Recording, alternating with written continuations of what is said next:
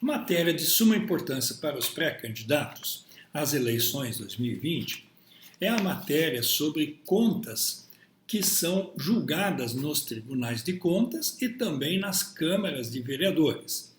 Essas contas, elas dizem respeito a agentes públicos que administram, ora como um gestor simples, exercendo um cargo de comissão, mas ele tem a função de ordenador de despesas.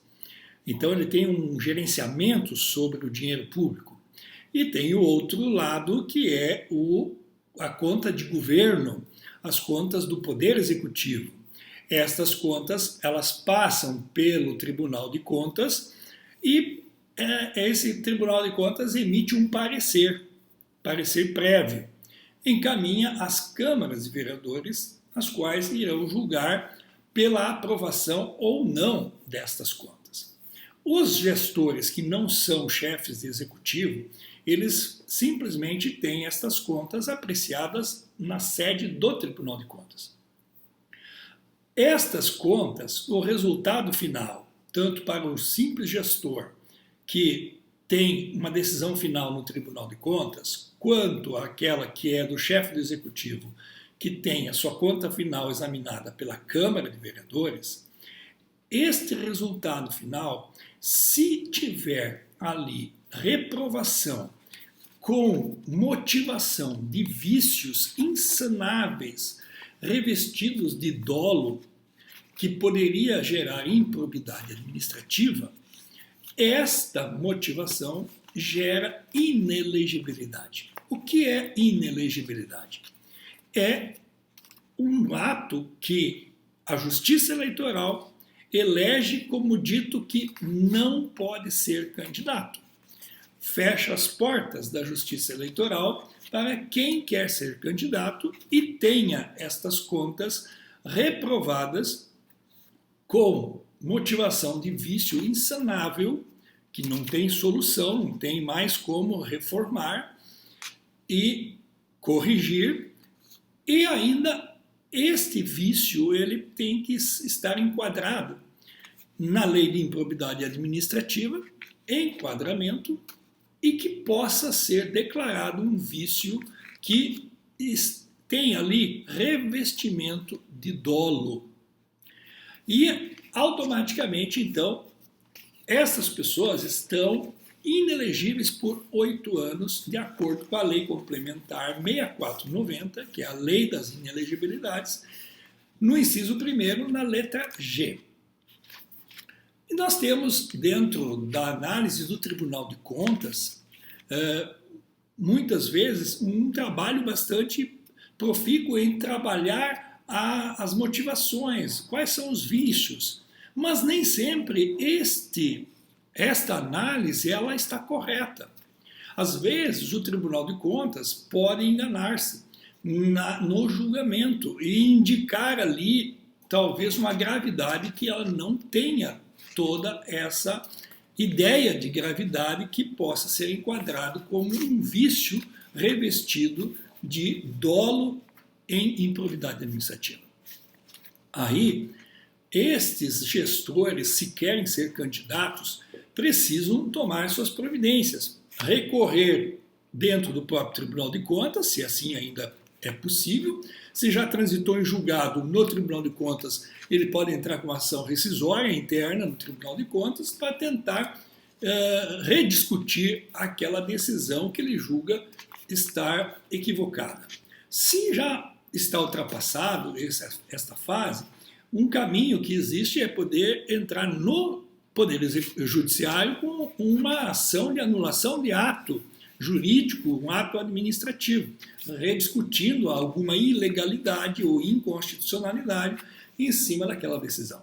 E aí alcançar um efeito suspensivo daquele julgamento lá no Tribunal de Contas, certo? Do mesmo modo, também pela Câmara dos Vereadores, quando se trata do Poder Executivo. Se já houve um julgamento na Câmara dos Vereadores pela reprovação das contas com esse perfil aí da improbidade, é também discutível e não só da improbidade, como qualquer outra, é altamente discutível. Daí não dentro da Câmara mais, mas no Poder Judiciário, porque a Câmara pode equivocar-se no julgamento das contas. Então, o gestor busca no Poder Judiciário a anulação daquelas contas ou, dentro do processo, ainda em tramitação, um efeito suspensivo para dizer que ele pode ser candidato nas eleições, certo? Vou citar alguns exemplos típicos de vícios insanáveis e que são revestidos de dolo em improbidade administrativa e que geram a inelegibilidade. Esses vícios que eu vou citar são vícios que foram julgados pelo Tribunal Superior Eleitoral, que já então é jurisprudência da Corte e que automaticamente, se o processo chegar lá, vai gerar o indeferimento, a cassação do registro de candidatura. Por exemplo, a ausência ou dispensa indevida de licitação. Né? Nos processos licitatórios, se houver aí uma dispensa indevida e que poderia ter sido feito o processo licitatório como um todo, isso gera um vício insanável e com um revestimento de dolo, de improbidade administrativa. Por quê? Porque a regra da lei das licitações é licitar tudo.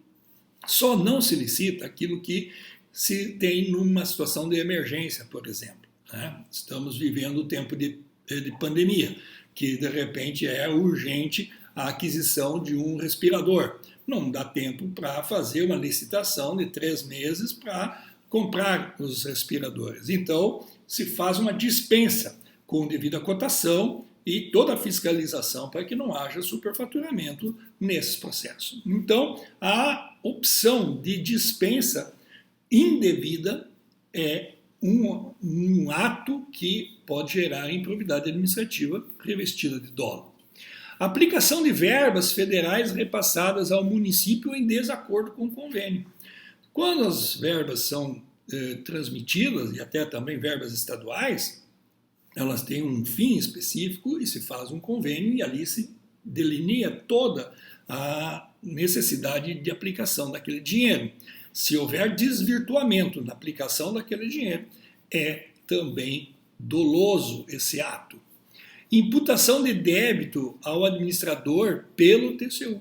Se houver ali alguma medida de irregularidade que gera débitos em relação do administrador com a administração pública, o TCU costuma fazer essas aplicações. Nós temos também uma possibilidade de enquadramento de improbidade, com um revestimento de dolo. Contratação de pessoal sem a realização de concurso público. E, automaticamente, é uma matéria muito debatida se está escancaradamente visível no processo de que não tem necessidade daquela contratação e devendo ter sido observado o concurso público e não foi feito, e assim mesmo se força contratações. É um problema muito sério, porque nós temos aí diversas contratações, também muitas vezes ditas emergenciais, mas são questionáveis essas questões emergenciais, e assim configuraria um ato de improbidade revestida de dolo. Também a falta de repasse integral de valores relativos ao ISS e ao IRPF. Também são situações que revestem de improbidade, de dolo em improbidade. Tá? Não aplicação de percentual mínimo de receita resultante de impostos nas ações e nos serviços públicos de saúde. Nós sabemos que saúde e educação são 2 segmentos que precisam ter um percentual mínimo de aplicação das verbas originadas dos impostos. E se não houver o zelo, o cuidado de observar esse mínimo de aplicação, gera aí também improbidade com revestimento de dolo e poderia então ser inelegível o administrador. Portanto, esses são alguns dos pontos que nós temos comum. E eu quero destacar uma muito polêmica, muito recorrente, que é o pagamento indevido de diárias. Sempre tem nos processos de contas, tanto de prefeito quanto de gestores, nós temos muitas vezes essa caracterização. Portanto, o uso de diárias no serviço público deve ser muito bem administrado, ponderado e usado com o devido cuidado e comprovação. Se ali paira dúvidas e não há prova da necessidade da diária ou no uso excessivo de diárias, caracteriza a improbidade administrativa com revestimento de dolo e gera inelegibilidade. Portanto, esses são alguns dos pontos muito importantes dentro dessa matéria e que chamam a atenção de que se você é pré-candidato e ocupou um cargo público em que você foi ordenador de despesa, ora como chefe do executivo, presidente de câmara ou gestor, diretor que exerce a ordenação da despesa e as suas contas foram para o Tribunal de Contas e foram julgadas, se elas estão lá reprovadas, alerta. Não significa que toda a conta reprovada gera inelegibilidade. Não, ela precisa ser reprovada sob motivação de improbidade administrativa revestida de dolo. Se não tiver o revestimento do dolo, simplesmente improbidade por descumprir os princípios, por exemplo, não houve enriquecimento ilícito, não houve lesão ao erário, mas houve uma administração temerária. Ela não gera a inelegibilidade, gera aquela que caracteriza a improbidade com dolo, certo? Havendo essas possibilidades, ainda é tempo, até as eleições, de se buscar uma anulação de um julgamento equivocado.